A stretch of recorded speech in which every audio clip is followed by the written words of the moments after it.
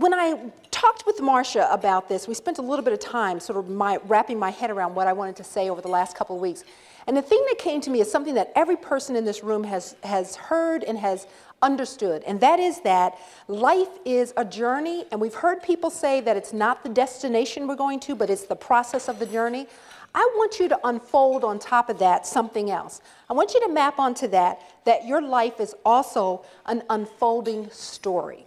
All of our lives are unfolding stories. And in fact, every single one of us has a unique, distinct story that really is within our preview to really make sure that we tell and live out.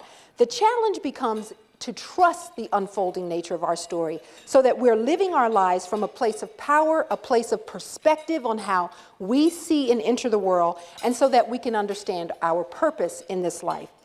One of the things that begins to happen when we're telling our story is unfolding is we begin to own self-authorship. We become our own authors of our lives, authors of our stories. For most people, guess when that happens? In the collegiate years.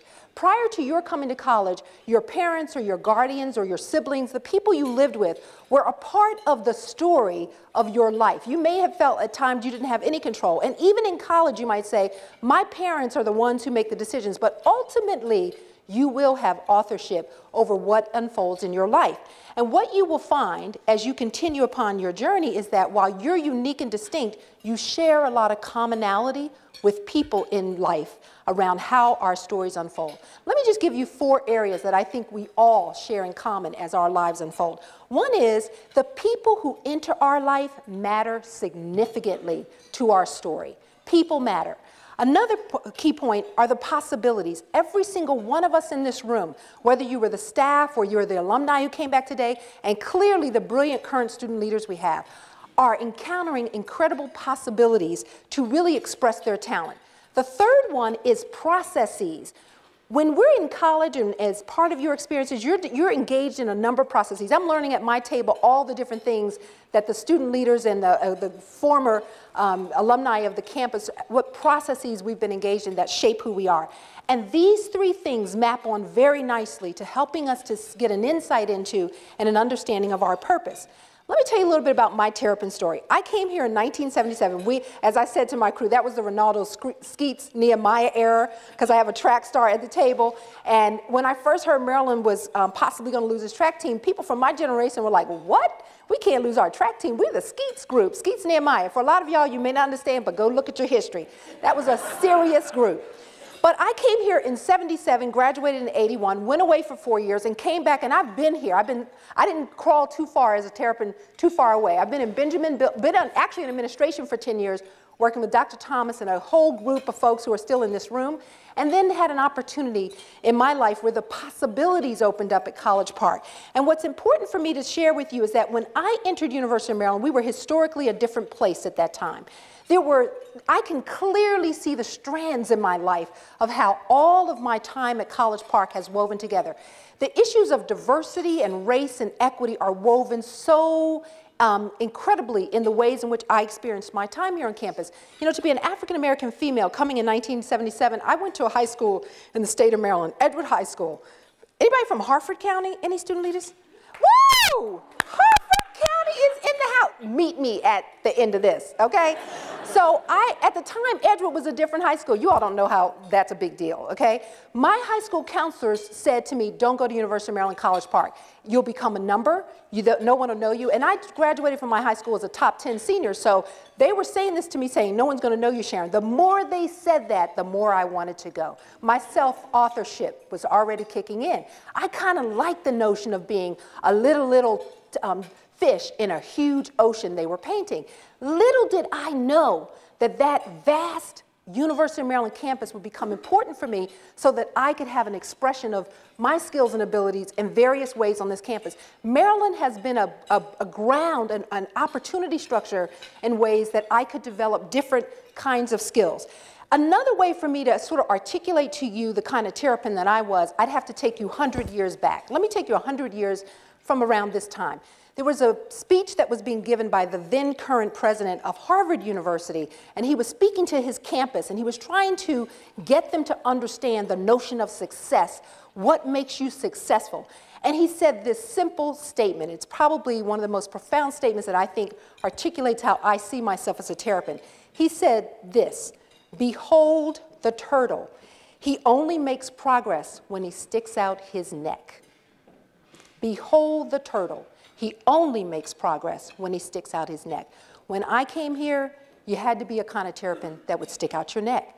There's certain things that you couldn't make progress on at that time unless you were willing to challenge the issues of the system. Now, I'm guaranteed that there are still challenges today that all of our student leaders would say, you have to stick out your neck. That's what we terrapins do.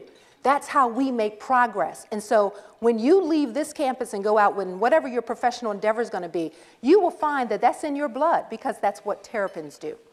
So the intersection of people, possibilities, processes helped me to understand my purpose. And that purpose today, as I have spent the last 20 years as a professor on this campus, I can see clearly how the national work I do, how my research, which has informed issues around Supreme Court decisions around race and inclusion in higher education, how the kind of ways in which in the national framework of leadership, I've been able to take what started for me in the early years. And I'm going to give just a couple of very quick stories. One of them is related to a person who's in the room, because when I was an undergraduate student, I was an orientation leader, right? Where my orientation? Exactly, okay? Orientation leader. And I remember when my mother came in for orientation for parents, she came home, she was all excited. She says, you have to be an orientation leader. I didn't know what an orientation leader was. But when I saw my orientation leader, I understood where she was coming from. It was the face of the university. So I was very proud. And again, in '78, I think is when I became an orientation leader. And then I went on to work on the staff. Well, Dr. Linda Clement, that she's like now thinking, Lord, I hope I'm not in this story. Well, you are, Linda. So Dr. Linda Clement was my supervisor. She was the director of orientation back then, right? And so she's moved on and upward into big things. But here's an important, I don't even know if you'll remember this story. We were sitting in the central office, deciding who was going to manage a transfer program. And I said, well, I'll come after my 8 o'clock class. And Linda, in her incredibly wonderful, poised, professional way, said, oh, we have an 8 o'clock class. Well, why don't you come at 7 and do the check-in, and then you can leave at 7:45 for your class and come back after. Well, do you remember that? Yeah, I know you do. So what happened, when she said that to me, there was a moment of cognitive dissonance. When you go to 8 o'clock classes, that's a big deal. I went to my 8, but for someone to say, I want you to show up by 7, what she placed in me in my sophomore year was an understanding of what it took to be professional and to do what it takes to make something work. That is a gift that when you work and interact with people and there are the possibilities for you to take on jobs and positions, you begin to learn these skills. I could tell you countless stories. I've had the opportunity to work with our college presidents, with senior leaders, a lot of them in this room, people who I consider dear, dear friends, and that's what happens on a college campus.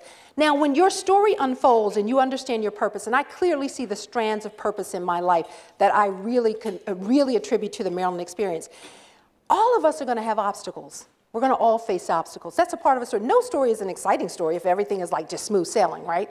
You got to have a bump here or there. Here's what I would say to you, because the obstacles are indeed coming. They always come. I've had plenty of them in my life, but they have strengthened me, and they have allowed me to have a different vision, as many of you understand about the obstacles you've already faced in your life. Greet them with a different kind of passion and joy.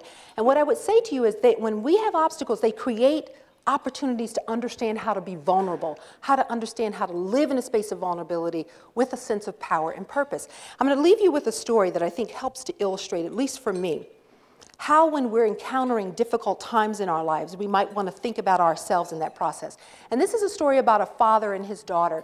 And the father was a gardener. He spent a lot of time in the garden. And so he had taken his 6-year-old daughter out to the garden. He wanted to show her how to work it. He gave her the task of the hose. You water the garden. And so she was doing a great job. The water was flowing nice, and she's gardening.